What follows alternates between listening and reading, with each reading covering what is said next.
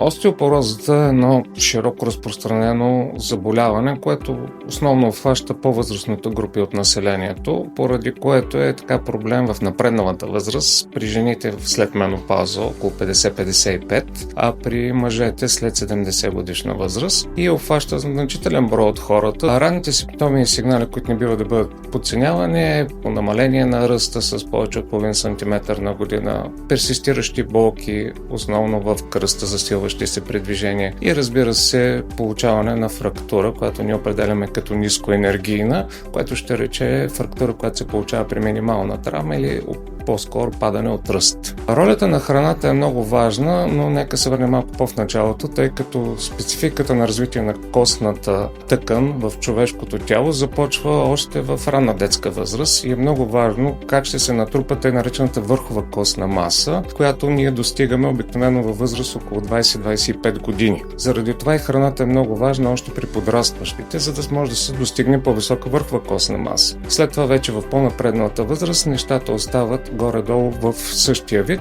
като е много важно възрастните пациенти да имат достатъчен прием на калций, на витамин D и на протеини. Основното, върху което трябва да се съсредоточи профилактиката на костните промени в напреднала възраст, е това възрастните пациенти да приемат поне около 1000-1200 мг калций на ден, като за предпочитане е това да се случва чрез хранителни източници, а не чрез добавки.